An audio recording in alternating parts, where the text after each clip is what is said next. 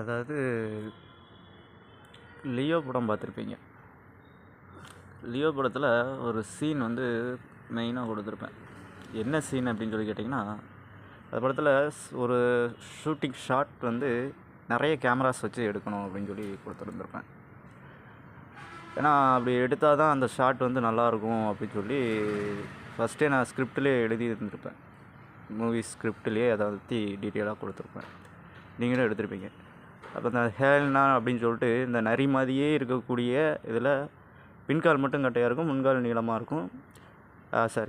முன்கால் நீளமாக இருக்கும். ஆனால் புலி மாதிரி சிறுத்தை மாதிரி புள்ளி புள்ளியாக இருக்கக்கூடிய அந்த விலங்கு, அதை பற்றி அந்த படத்தில் அதை வச்சு அந்த படத்தில் அந்த சீனை கொடுத்துருப்பேன். சாப்டர் ஃபாரிங்கில் வந்து ஹீரோ விஜய் வந்து கடை போட்ட மாதிரி, ஷாப் போட்ட மாதிரி, பேக்கரி ஆரம்பித்த மாதிரி அப்படி கொடுத்துருப்பேன். ஆக்சுவலாக நீங்கள் வந்து இந்த ஃபாரிங்கில் பேக்கரி ஆரம்பித்தது இப்படின்னு சொல்லிட்டு என்ன சாப்டர் இது, தமிழ் படமாச்சே, தமிழ் படத்தில் வந்து நீங்கள் இந்த மாதிரி கொடுத்துருக்கீங்க அப்படின்னு சொல்லி இல்லாமல் அதுக்கான விஷயம் என்னங்கிறத இப்போ நான் தெளிவாக உங்களுக்கு சொல்கிறேன். அதை பற்றி உங்களுக்கு எக்ஸ்பிளைன் பண்ணுறேன். என்ன விஷயம் அப்படின்னு சொல்லி கேட்டால், இந்தியாவில் வந்து துபாய் மற்ற ஃபாரின் கண்ட்ரிஸ் எல்லா கண்ட்ரிக்கும் மக்களை பிஸ்னஸ் விஷயமாக கற்றுக் கொடுத்து அங்கேயே அவங்க பிஸ்னஸ் பண்ணுற மாதிரியான விஷயத்த அவங்க பேக்கரி ஆரம்பித்து, ஹோட்டல்ஸ் ஆரம்பித்து, டீ கடை ஆரம்பித்து, இப்போ பார்த்திங்கன்னா டீலேயே நிறைய டிஃப்ரெண்ட்டாக டீலாம் கொடுத்து இந்த மாதிரியான ஹாட் இன் ஃப்ளேவர் போடுற மாதிரி இங்கே பார்த்துருப்பீங்க. இப்போ சென்னை ஏர்போர்ட்டில் கூட ஒரு டீயோட ரேட்டு வந்து, ஒரு காஃபியோட ரேட் வந்து 200 அப்படிங்கிற மாதிரி ஃபிக்ஸ் பண்ணி வச்சுருப்பேன் ஏர்போர்ட்டில் மட்டும்.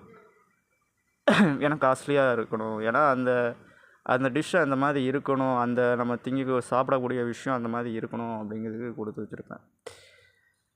ஸோ வெளிநாட்டு வாழக்கூடிய மக்கள் அதே மாதிரி லியோ படத்தை ரிலீஸ் பண்ணும்போதும் நான் கேரளாவில் தான் ஃபஸ்ட்டு, தமிழ்நாட்டில் பண்ண மாட்டேன் வைக்க மாட்டேன் அப்படி இப்படின்னு பேசிகிட்டு இருந்தாங்க.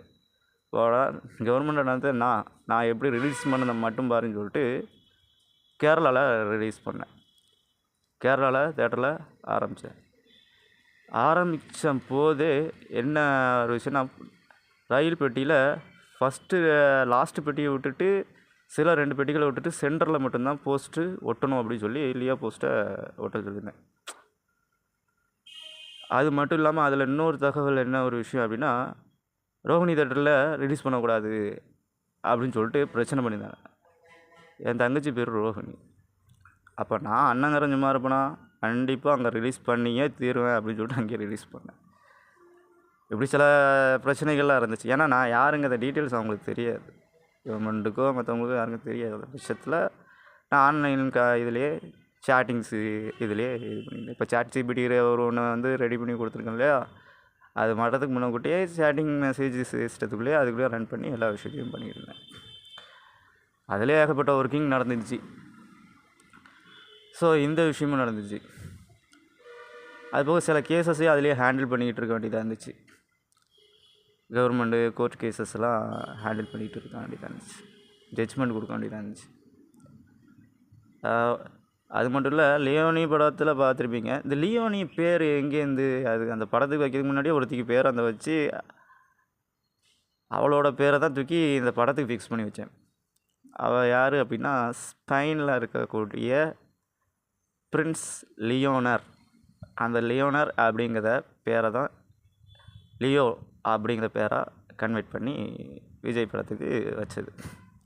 இந்த டீட்டெயில் உங்களுக்கு தெரியாது மக்களுக்கு. அது மட்டும் இல்லை, அந்த ஹேலைன் நான் அந்த ஓனாயி மாதிரி இருக்கு இல்லையா, அந்த நரி மாதிரி, அதோட விலங்கு வந்து எந்த கண்ட்ரி அப்படின்னு சொல்லி கேட்டால், ஆஃப்ரிக்கன் கண்ட்ரீஸில் இருக்கக்கூடிய ஒரு கண்ட்ரி. அந்த கண்ட்ரியில் நம்ம ஒரு காமெடி ஆக்டராக வந்து சினிமாவில் நடித்தவனை கூட அங்கே அனுப்பியிருப்பேன். அப்போ அந்த கண்ட்ரியில் அந்த நாயை போய் பார்த்து, அதுக்கு அந்த ஓனாயை போய் பார்த்து அதுக்கான சாப்பாடை கொடுக்குற மாதிரி ஒரு இதுக்கு வேண்டி போயிருப்பான். அப்போ அந்த கண்ட்ரிஸ் உள்ளவங்க கன்னெல்லாம் வச்சுட்டு இருந்திருப்பாங்க. ஆனால் உள்ளே அலோவ் பண்ண வைக்க மாட்டாங்க. நான் அதுக்கான பர்மிஷன் எல்லாமே ஃபஸ்ட்டே நான் உங்களுக்கு சொல்லி வச்சனால இவன் உள்ளே போய் யூடியூப் வீடியோ எடுத்துகிட்டு அதை வந்து யூடியூப்பில் கூட போட்டிருப்பான். அதை கூட நீங்கள் பார்க்கலாம். இதே எதுக்காக இப்போ ஆஃப்ரிக்கன் கண்ட்ரிஸை சொன்னேன் அப்படின்னு சொல்லி கேட்டால், அதில் ஒரு விஷயம் என்ன அப்படின்னு சொல்லி கேட்டால், அங்கே வந்து இடையில கூட நீங்கள் இந்த நியூஸ் கேள்விப்பட்டிருப்பீங்க. ஒரு தீவில் மட்டும் வந்து பழங்குடியினர் பழமையிலே வாழ்கிறாங்க, எந்த ஒரு டெக்னாலஜிக்கல் விதியமாவோ எந்த இதுவும் இல்லாமல் காட்டுவாசிகளாக வாழ்கிறாங்க, யாரையும் உள்ளே அலோவ் பண்ண மாட்டேங்கிறாங்க அப்படின்னு சொல்லி கேள்விப்பட்டிருப்பீங்க. அதே மாதிரி உங்களுக்கு அயன் படத்தில் ஆஃப்ரிக்கன் கோல்டு தங்கம் அப்படிங்கிற விஷயத்த கொடுத்துருப்பேன். ஆஃப்ரிக்காவில் தங்கம் வந்து இதாகுது அப்படிங்கிற விஷயத்தையும் கொடுத்துருப்பேன். அதே மாதிரி ஆஃப்ரிக்கன் கண்ட்ரீஸில் கோல்டு வியாபாரங்கள் பண்ணுறதுக்கு போகிறதுக்கு முன்னாடி அதாவது அலோவ் பண்ண மாட்டாங்க. ஆஃப்ரிக்கன் கண்ட்ரீஸில் கன்ஸ்லாம் வச்சு சேஃப்டி பண்ணி அந்த கண்ட்ரீஸுக்கான ரூல்ஸ் அண்ட் ரெகுலேஷன் நான் சட்டத்தை அப்படி தான் கொடுத்து வச்சுருக்கேன். கோல்டை இது பண்ண முடியாது, ஏன்னா எப்பவுமே அவங்க கன்ஸ் வச்சுருப்பாங்க, எனி டைமு அந்த மாதிரி இருக்கும். ஸோ அந்த கண்ட்ரியில் அப்படி என்னத்த விஷயம் சொல்ல வரேன் அப்படின்னு சொல்லி கேட்டால், மெயின் விஷயம் என்ன அப்படின்னு சொல்லி கேட்டால், வறுமை கோட்டுக்கு கீழே இருக்கக்கூடிய ரொம்ப பின்தங்கிய மக்கள் வாழ்ந்தது. நீங்கள் இதை எந்த படத்தில் பார்க்கலான்னு பார்த்தீங்கன்னா, 1001 படம் கொடுத்துருப்பேன். அதில் எல்லாமே கருப்பாக இருக்கும். அதில் கூட ஒரு சீன் கொடுத்துருப்பேன், என் சிவலிங்க தரிசனத்தை கண்டு விட்டாலே அப்படின்னு சொல்லி ஒரு டைலாக் கொடுத்துருப்பேன். அதுலேயும் சிவனை கொடுத்துருப்பேன், சரிங்களா? அப்போ அந்த மாதிரி பிளாக்காக இருக்கக்கூடியவங்க அந்த கண்ட்ரீஸில் வந்து இதே தான் வேர்ல்டு கவர்மெண்ட்லேயும் கொடுத்துருப்பேன். வேர்ல்டு கவர்மெண்ட்லையும் கொடுத்துருப்பேன், வேர்ல்டு பேங்கு சிஸ்டத்துலையும் கொடுத்துருப்பேன். ஆஃப்ரிக்கன் கண்ட்ரீஸான நம்மளை மாதிரி மிகவும் பிற்பட்ட பின்தங்கிய மக்கள், அவங்களுக்கு எந்த மாதிரியான டெவலப்பிங் அந்த கண்ட்ரீஸுக்கு கொடுக்கணும் வைக்கணும் அப்படின்னு சொல்லிட்டு கொடுத்துருப்பேன். நம்மளால் சாப்பாட்டுக்கு ஓரளவுக்காவது இதாக இருக்கக்கூடியது, அவங்க கண்ட்ரீஸில் அதுக்கு கூட இல்லாத ரொம்ப கஷ்டப்பட்ட ஒரு சூழ்நிலை இருந்துச்சு. எப்போன்னு பார்த்தீங்கன்னா 2014 முன்னக்கூட்டிலேருந்து. ஸோ அந்த ரிசர்ச்லாம் பண்ணிவிட்டு அதுக்கான ரிப்போர்ட்ஸ்லாம் எடுத்துகிட்டு அதுக்கப்புறம் தான் அந்த கண்ட்ரிஸுக்கான கவர்மெண்டல் சிஸ்டத்தை ரெடி பண்ணி வச்சு கவர்மெண்ட்டை நடத்திட்டு இருந்துச்சு. அப்போ கேட்பீங்க, கொரோனா டயத்தில் பணமே இல்லைன்னு சொன்னீங்களே, கவர்மெண்ட்டுக்குள்ளே எப்படி பணம் வந்துச்சு, கவர்மெண்ட்டுக்கு பணம் யார் கொடுத்து உதவனா? சார் கவர்மெண்ட்டு தானே சார் பணம் அச்சடிக்கிறாங்க, அவங்க ஏன் மற்றவங்கக்கிட்ட கடன் வாங்கணும்? இந்த கேள்வி மக்களுக்கு பெரும்பாலும் இருக்கும்.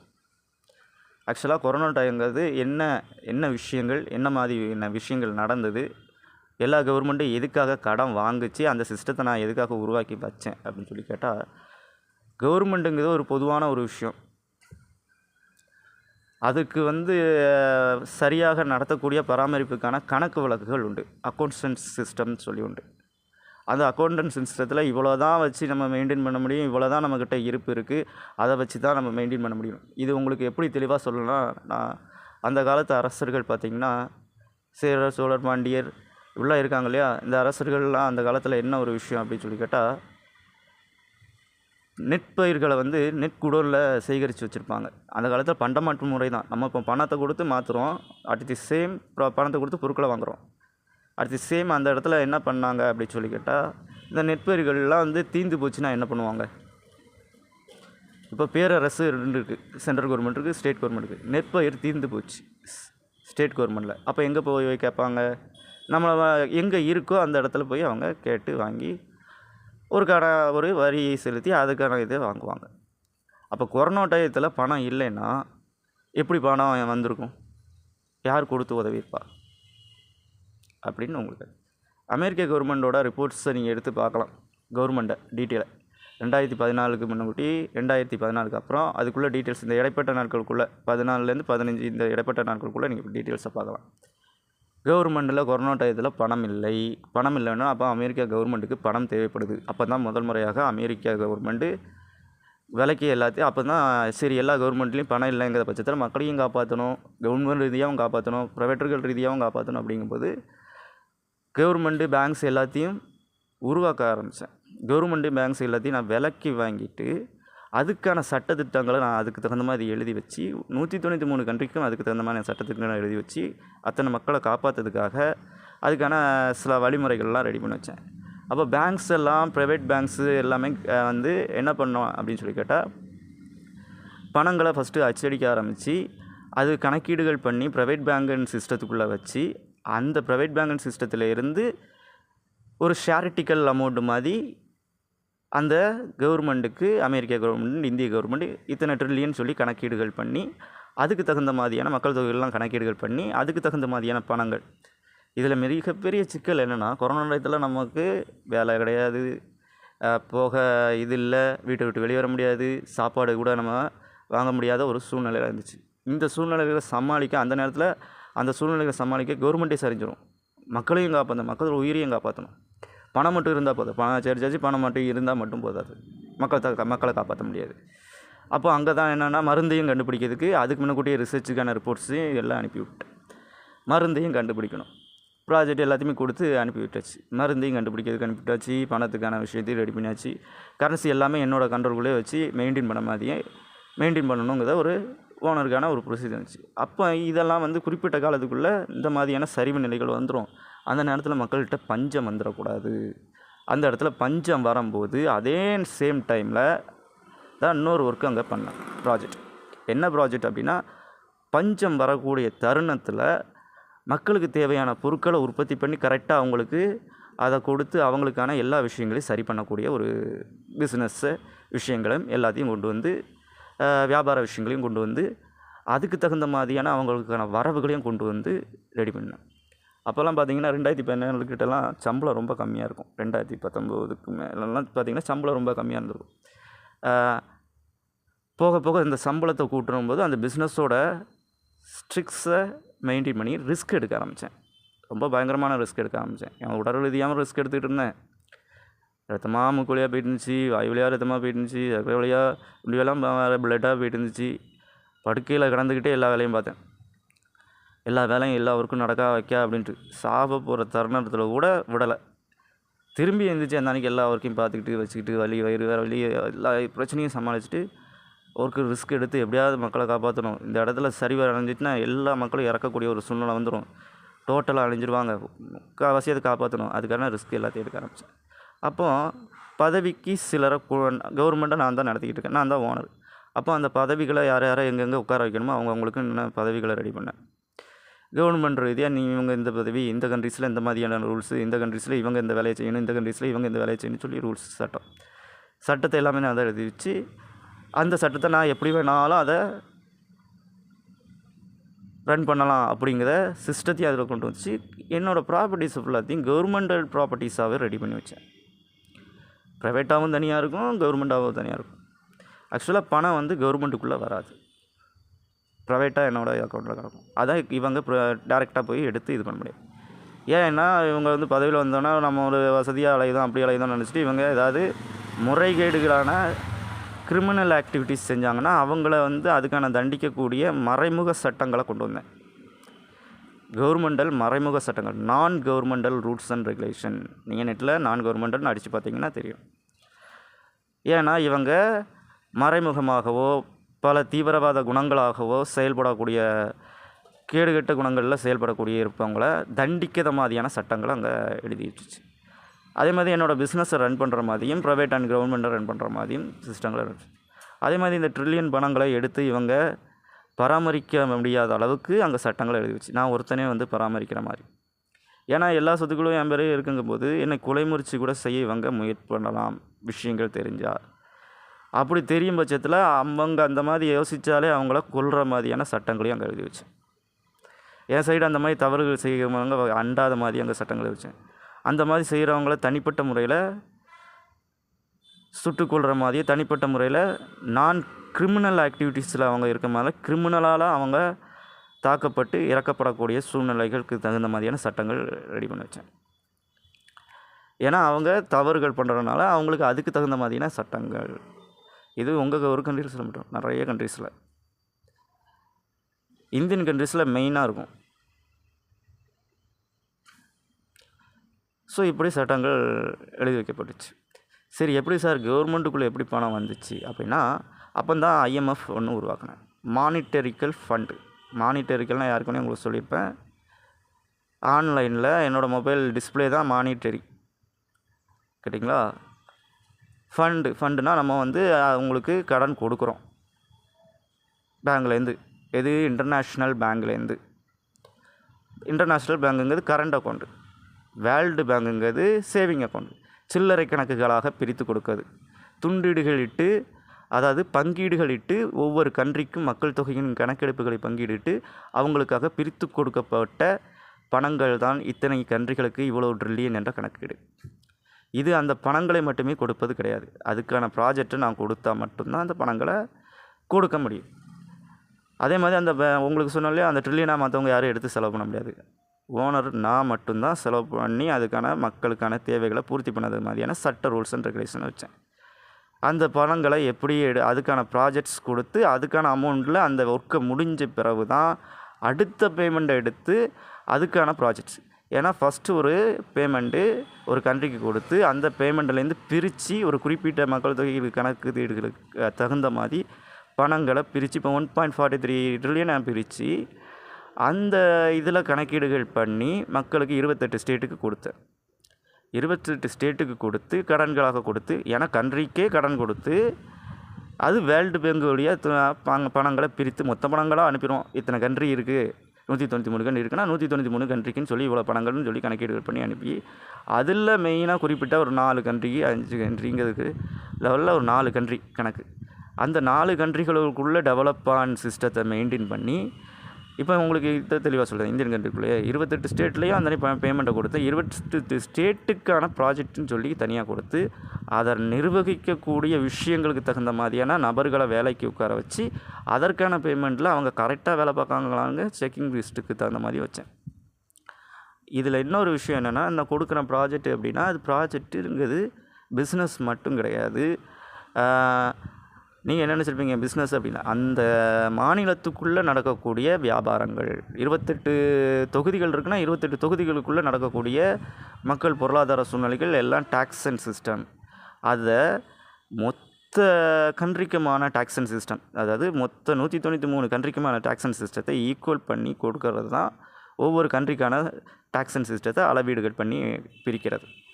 அந்த டேக்ஸ் அண்ட் சிஸ்டத்தை எப்படி அளவீடுகள் பண்ணி பிரிப்போம் அப்படின்னு சொல்லி கேட்டால், இப்போ கரெக்டாக நீங்கள் பார்த்தீங்கன்னா இப்போ 28 ஸ்டேட் இருக்குது. 28 ஸ்டேட்டில் மக்கள் தொகை எவ்வளோ இருக்குங்கிறத கணக்கீடுகள் தனியாக பிரியும். இதே மாதிரி தானே யுனைடெட் ஸ்டேட்டும். அப்போ யுனைடெட் ஸ்டேட்டுங்க அந்த கண்ட்ரிக்கு தகுந்த மாதிரி எவ்வளோ மக்கள் தொகைகள் இருக்காங்க, யூகேயில் எவ்வளோ மக்கள் தொகை, இவங்களோட பொருளாதார நிலைமைகள் ஒரு குறிப்பிட்ட காலத்துக்குள்ளே எவ்வளோ தூரம் உயருது எவ்வளோ தூரம் குறையுதுங்கிற கணக்கீடுகள். சரி, இதை பற்றி நான் அப்புறம் சொல்கிறேன்னே அந்த கணக்கீடுகள். ஸோ அந்த இதில் தான் டேக்ஸ் அண்ட் சிஸ்டத்தை நீங்களாக எந்த காரணம் கொண்டும் செயல்படுத்த முடியாது. டேக்ஸை கூட்ட தான் செய்யணுமே தவிர குறைக்க முடியாது. முதல்ல இந்த தகவலை நல்லா தெரிஞ்சுக்கோங்க. கூட்டம் போகிறது மட்டும்தான் பொருளாதார நிலைமைகளில் ஒரு கண்ட்ரி டெவலப் ஆகிக்கிட்டு இருக்குன்னு அர்த்தம். குறைக்கிறாங்க வைக்கிறாங்க அப்படின்னா அந்த கண்ட்ரியில் திருட்டுத்தனம் நடக்குதுன்னு அர்த்தம்.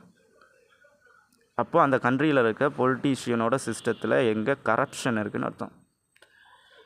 அப்போது நான் நியமித்த நபர்கள் யாரோ அங்கே அரசாங்க பணத்தை என்னுடைய சொந்த பணத்தை தவறுதலாக பயன்படுத்தியோ அல்லது கள்ளப்பணமாவோ இல்லை பண மோசடியாவோ அல்லது திருடப்பட்டதாகவோ இல்லைன்னா உங்களுக்கு தெரியுமா அரசியல்வாதிகள் லஞ்ச பணங்களாகவோ இல்லை கொள்ளையடிக்கப்பட்டதாகவோ இந்த மாதிரி பல விஷயங்கள்.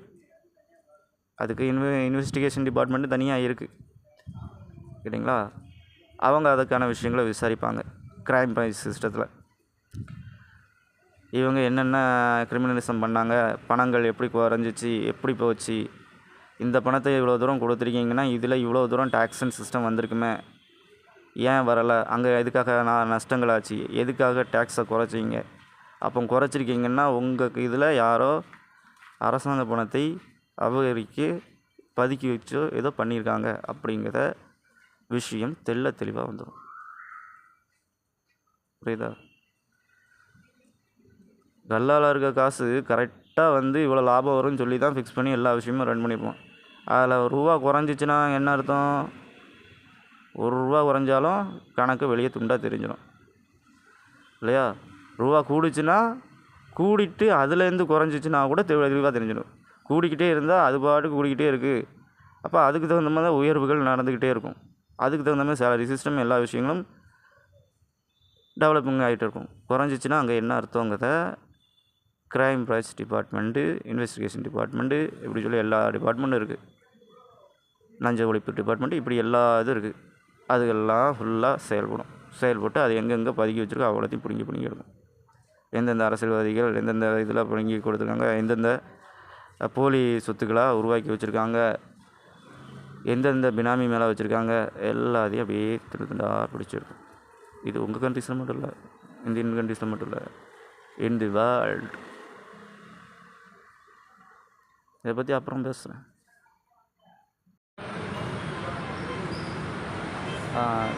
மெயின் விஷயம் சொல்ல என்னன்னா, உங்களுக்கு யார் சார் இப்போ கடன் கொடுத்தது அந்த அமெரிக்கா கவர்மெண்ட் சரிஞ்ச போது அப்படின்னு சொல்லி கேட்டிங்களா? கடன் கொடுத்தது நான் தான். எந்த இதுலேருந்து கொடுத்தேன் அப்படின்னு சொல்லி கேட்டால் பிளாக் ராக் பேங்க். இந்தியன் இதுலேயும் இருக்கும், மெயின் பிரான்ச்சு ஃபாரினில் இருக்குது இல்லைங்களா? அதுலேருந்து ஒரு 8 குழுமங்களாக உருவாக்கி அந்த 8 குழுமங்களுக்குள்ளே சில பேரை வேலைக்கு நிமிர்த்தி 8 பேரை வேலைக்கு நிமிர்த்தி அந்த வேலைகளுக்குள்ளே என்னோடய பேமெண்ட்டை ஃபிக்ஸ் பண்ணி வச்சு இதை ரன் பண்ணி இந்தந்த கண்ட்ரிக்கு கடன், இந்தந்த கவர்மெண்ட்டுக்கு இப்படி கடன் கொடுத்துருக்கு அப்படின்னு சொல்லிட்டு கொடுத்துச்சு. ஸோ அந்த கடன் தான் அதே மாதிரி ஆப்பிள் நிறுவனத்திலேருந்து பல $1 பில்லியன் ஒரு கண்ட்ரிக்கு கடன் கொடுத்தேன். பொட்டேட்டோ மட்டுமே அந்த கண்ட்ரி விளைய வச்சு அதன் மூலயமா டெவலப் ஆச்சு அந்த கண்ட்ரி. அந்த கடனை திருப்பி அடைச்சிச்சு. கேட்டிங்களா? அதே தான் உக்ரைனுக்கு இப்போ கடன் கொடுத்துருக்கு. 3 பில்லியன் கிட்ட கடன் கொடுத்துச்சு. ஏன்னா அவங்களோட டாக்குமெண்ட், கவர்மெண்ட்டோட டாக்குமெண்ட் அவங்ககிட்ட விசாரித்து பார்த்தீங்கன்னா கவர்மெண்ட்டில் உக்ரைனுக்கு கடன் கொடுத்துருக்கா என்னென்ன டீட்டெயில். அதே இது இன்ஃபர்மேஷனும் அவங்க கண்ட்ரிக்கு அதுக்கான இன்ஃபர்மேஷனும் நான் தெரிவிச்சுருந்துருப்பேன். என்னோடய இன்ஸ்டாகிராம் பேஜில் அதுக்கான போஸ்ட்டும் போட்டுருந்துருப்பேன். அதை பார்த்தாலும் உங்களுக்கு தெரிய வரும். அந்த கவர்மெண்ட்டில் இருக்க அதிகாரிகள், அரசு அதிகாரிகள் அதுக்கான பேமெண்ட்டை வாங்கி அதுக்கான விஷயங்களை சரி பண்ணதுக்கு தகுந்த மாதிரி கொடுத்தது. ஏன்னா அந்த கவர்மெண்ட்டு நான் தான் ரன் பண்ணிக்கிட்டு இருக்கேன். அதான் சொன்னாலாம் 193 கண்ட்ரீஸு, அதான் international government united nation of ஜெனீவாவில் அதை வச்சுருக்கேன். எல்லா கண்ட்ரி கொடிகளும் 193 கண்ட்ரி கொடிகளும் இதில் நடப்பட்டிருக்கும். வாசலில் பார்க்கலாம் நீங்களே. புரியுதா?